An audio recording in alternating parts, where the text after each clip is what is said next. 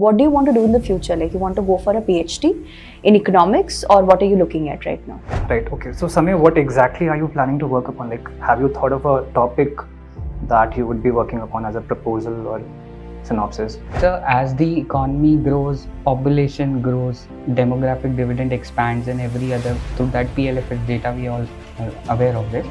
But So I just want to ask, how is your research different from all the researches which has been currently done in this topic?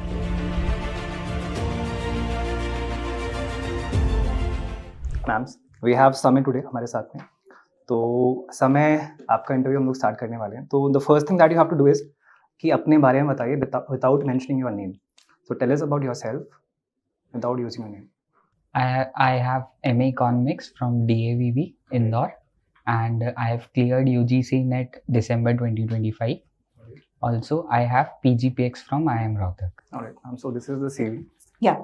You can see. So we can see that Samay, you have taught at two places, one in a school and one at a coaching institute, I believe. So could you share your experience there and what did you learn during your teaching?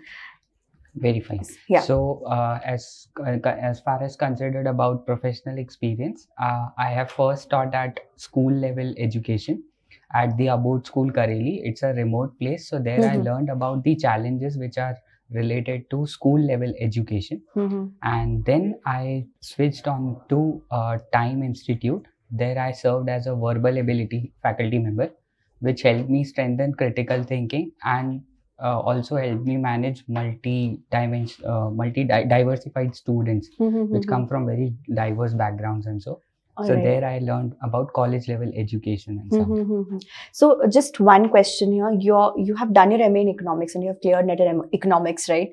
So teaching another subject, and how was that experience, and what do you want to do in the future? Like, you want to go for a PhD in economics, or what are you looking at right now? Ma'am, choosing economics as my MA subject was not a somewhat rejected decision or something. It was a conscious decision. Right. I would have chosen to do MA in education also, though my background is like education or something. But I deliberately chose economics because I want to learn about all the quantitative theories and tools which are there, economic theories and everything, which will help me learn about the education and labor market outcomes or something. So it was a very specific decision to take. So have you learned any tools as of now from econometrics or any other?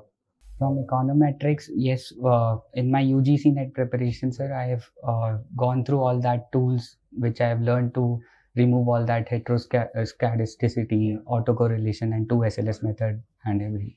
So have you applied it in a practical sense? Like, have you worked on any data set? I haven't worked on any formal project yet, but I have done some informal research work at my home only.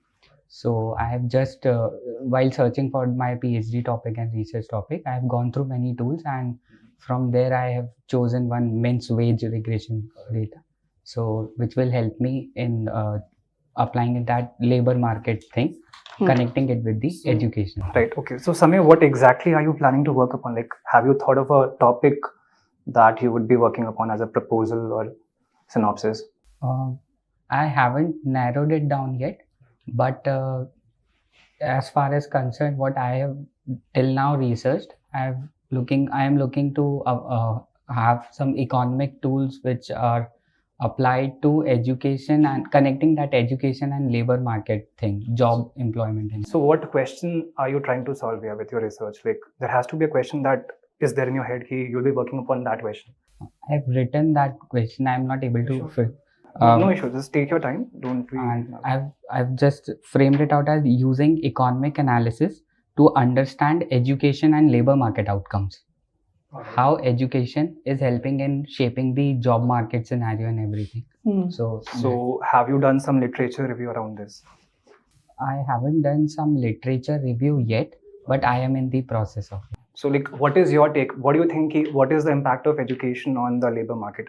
Is it a variable that really impacts it, or is there a very small correlation, a very a minute correlation in that? So it can be both ways. I have to do more research on this. All right. So then I would be in a better position to give something concrete that it impacts or it doesn't impact. That's the only research PhD topic of mine. All right. So one more question that I have is ki, we know that India has a demographic dividend, and you are talking about the labor market. So how is the demographic dividend going to help India's future, like in terms of economic activities and everything?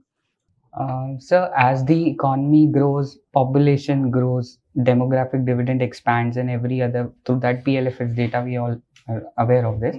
But relating it with the education perspective, that through the job market perspective, that how this expanding people are affecting job market scenario or something. So obviously, sir, there are various variables included in it, like opportunities, ability of the people, and they all also have to be taken into consideration. Then only we can answer this question. And do you think that government's expenditure on education, is it a thing that matters in the long run? Sir, Specifically for the job market scenario and the linkage between education and job market? Yes, sir. I think I am of the view that government expenditures does have a great impact on promoting people's job market and everything.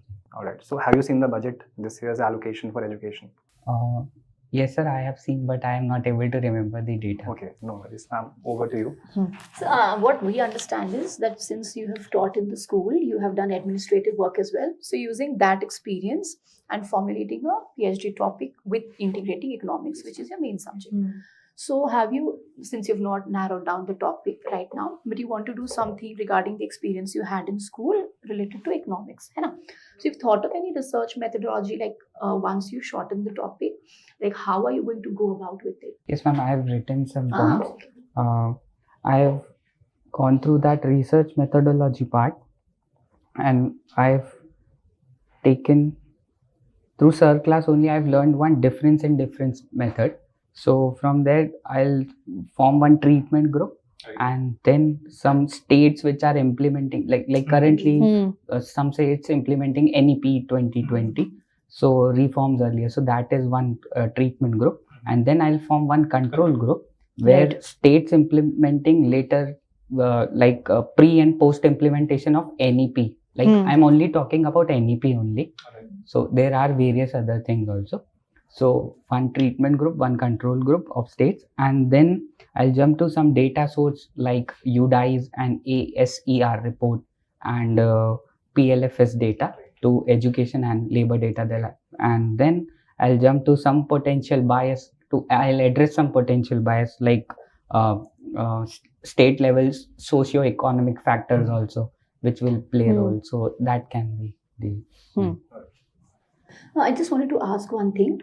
When we do a research, it is adding to a lot of literature which is there in the market right now. Okay. So like when you're talking about these NEPs and you're doing all the research around it. So I just want to ask, how is your research different from all the researches which has been currently done in this topic? Ma'am, first of all, I'm not aware about all the researches which are done in this area. So first I have to look for it. First you have to look at those, because if already somebody has done what you're planning to do, then your research makes no difference because it's already out there. Hai na? So you're not contributing anything new to the academic circles. Maybe my topic can be the same, but my methodology can differ. So I think my methods will be different from what the current researchers are in this topic. So for that, you'll have to figure out a topic first. You'll have to work on the topic first. So that is the first step that you have to take a beat. Yes, sir. So once you're done with that, you can move on the other aspects. Right? So because the first thing you need to do that, like suppose you shortlist a topic, yes, and then you have to do a literature review. Because if people have already done on that, then it makes no difference. Now it's already done. So you're doing the same thing. And then what will happen is you will waste all your time. You will do all the research, and in the long run, it's not going to benefit you. So first, like as Sir said, you have to first do a literature review and see what you are thinking to do. Has it been done already or not? Because if पहले हो चुका है और आप same चीज कर रहे हो, फिर तो research different नहीं हुआ ना आपका. So your research should be solving a question which has not been solved yet. So that is the idea that you should take back, and that is how you proceed further. All right. And apart from that, you have to work on your data sources also. Like whatever data you'll be working upon, you have a model, you have a technique, but you need data for that. Right. So whatever research you'll be taking, it should have relevant data for a long time frame. Right. That is how you'll be able to use the models then. Right. Right. So these are a few feedbacks from my end, ma'am. I think my closing remarks for you is, Samay, you need to work a lot on your fundamentals first, right? And the second thing is, given that you have such a diverse field of experience, I can see that you also have a certificate in educational psychology, right? So I think you are looking to fuse education and economics, both, right? So it's going to be interdisciplinary in terms of the research. So yeah, there's a huge potential there. So you should choose the direction that you are going to be in and utilize all of these experiences. It's going to turn out to be very creative, but you have to work at your fundamentals first. And I think this is going to give you an edge also, because compared to other candidates, you have got a lot of experience back here. So you have to use your experience while you're doing your research, and it is going to give you a great edge compared to other aspirants. So right now that you're not shortlisted in the topic, it is fine. But once you do, you keep all of this in mind, because you will come up with a great research topic and it will really work in your favor. Yeah. Right. I agree with the fellow members. Like, you have a bright future. All the So best. this is all. Thank you so much, Samay. And we'll see you soon. All the best for the future. Best. Thank you.